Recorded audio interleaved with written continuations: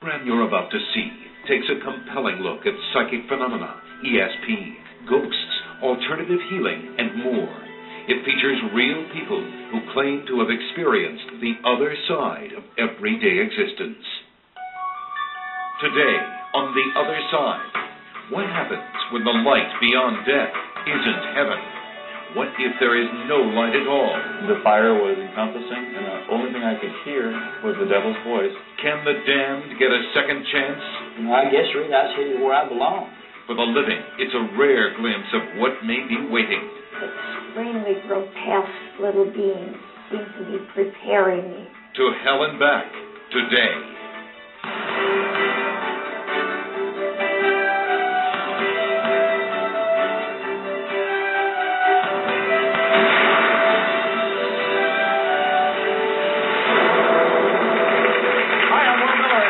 The other side. The near-death experience has been described as a glorious journey toward the light. But what happens when there is no light? When the journey is anything but glorious? Today you'll meet people who say they died and they went to hell. That's today on The Other Side. When The Other Side continues, one person's story of a hellish near-death experience.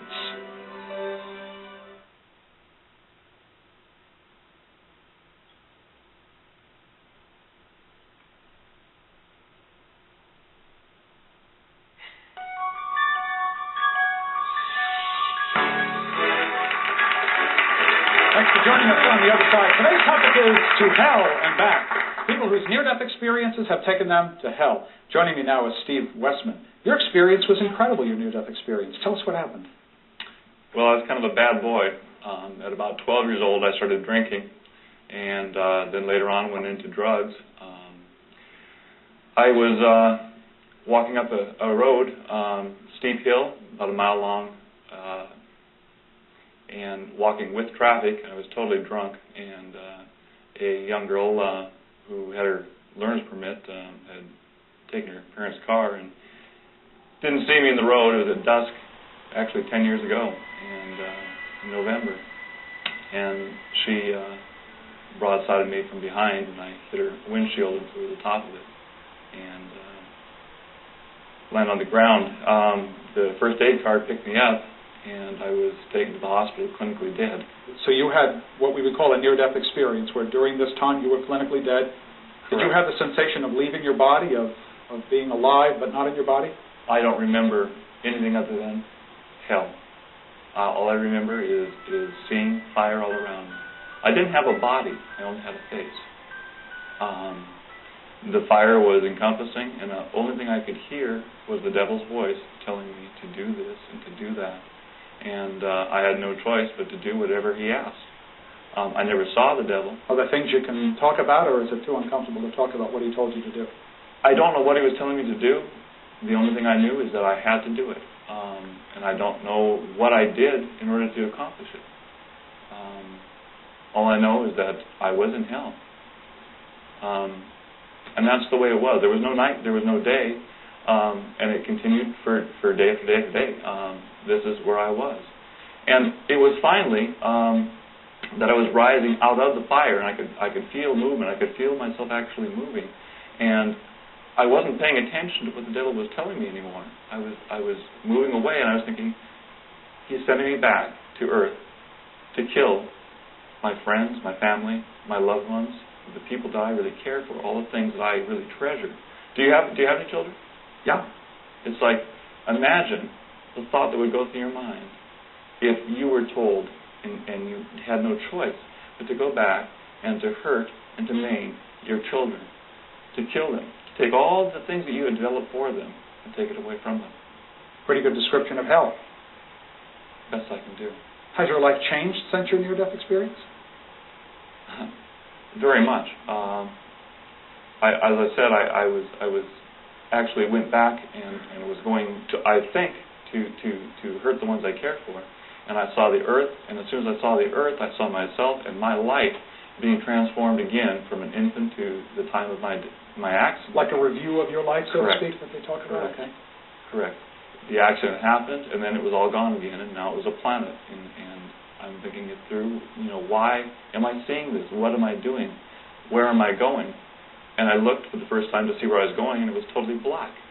And it was only one little white speck in it.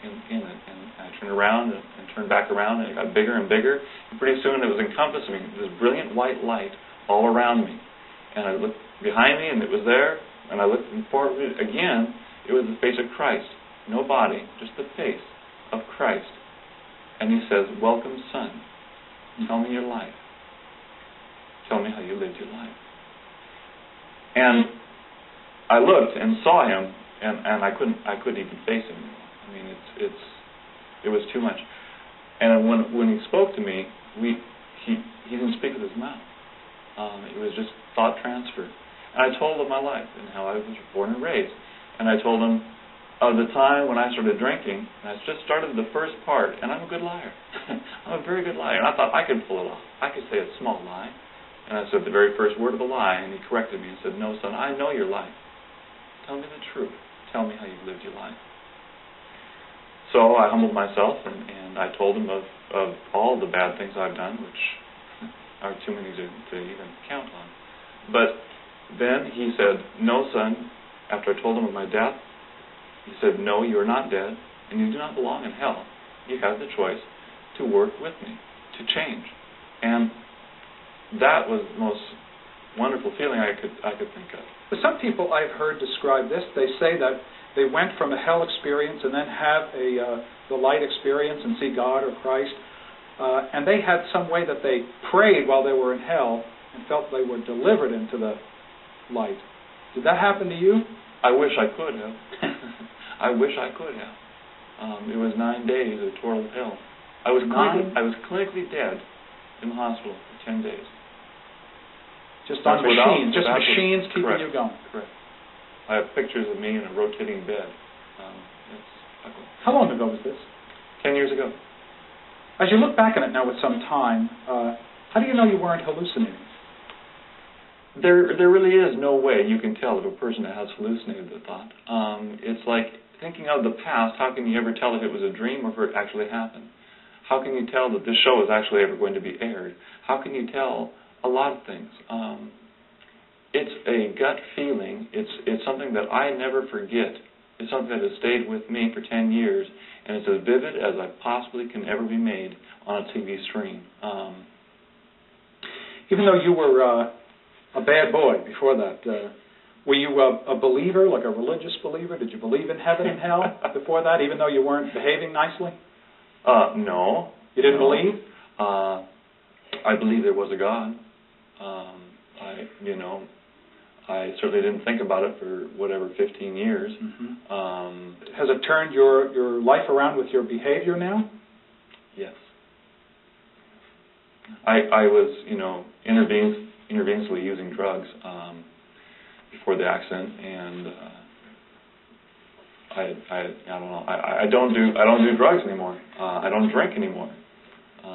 Most people I know who stopped addictive behavior describe it as a spiritual deliverance, not a psychological like yours. You feel like you were delivered because of that experience from your addiction? I don't know if I could say. I know that I was delivered because of grace only. I just have, I guess, two questions. Do you hope to educate someone like yourself who maybe has experienced or thinks they have experienced the same thing that you have? Yeah, do you have like a sense of mission about this now, to tell other people? Well, of course. This is about the fourth or fifth time I've actually talked to a television show. I know of a few of the friends that I used to have selling cocaine for me, one of which has just quit for quite a while now. Was it just drinking and drug use that you did? I mean, to go to hell at 12 or 15, I can't believe that's all you did. Pretty stiff punishment for that. Yeah. Well, drinking and drug use, I've been in jail. I've, done things, yes. Well, what's interesting is we've heard people who've had the sort of the positive experience who behaved perhaps a lot worse than you, so it's interesting. When we come back, we'll meet a woman who says her sins took on a demonic form to torture her.